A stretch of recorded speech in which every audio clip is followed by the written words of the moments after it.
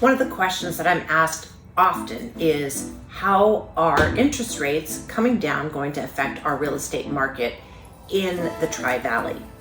And what's going to happen is there are a lot of buyers that were actively out looking for homes in 2022, and in 2023, when interest rates started climbing up, they pulled back and they sat on the sidelines. They're still interacting with us on a daily basis, looking at homes, but not ready to jump in because the interest rates were so high.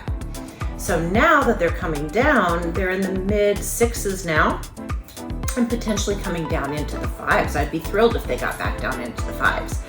But when they do, what's going to happen is they're all going to be rushing back in, and there's going to be a multiple offer scenario going on all over again, which is just going to escalate our prices even higher.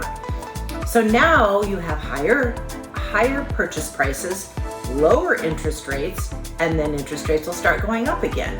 So the sooner you can jump in, the better off you are.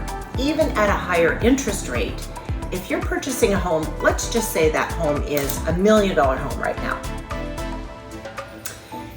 If you purchase $1 million home at 6.5% interest rate, and 6 months from now, or 9 months from now, or a year from now, it goes down to 5% interest rate. You can refinance that and you purchased your home at $1 million. But if you wait until it's at 5%, you're going to be in competition with probably 10 or 20 other offers. And at that rate, you're going to be negotiating against those people and the purchase price is going to go up. So now you might be paying 1.2 or 1.3 for that exact same home.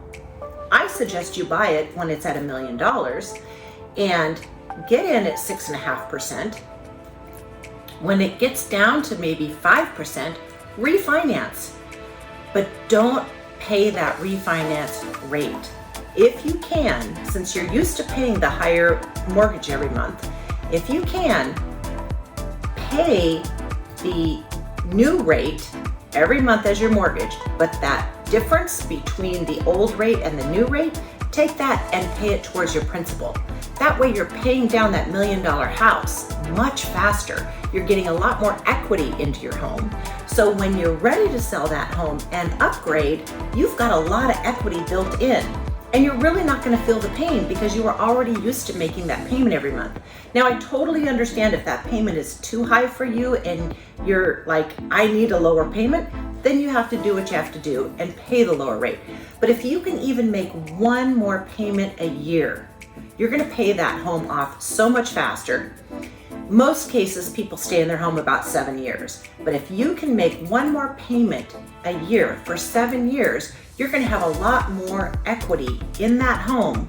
When you go to purchase your new home, you're going to be in a lot better situation. So if you can make it happen, paying that initial rate, you're going to benefit a lot more in the long run.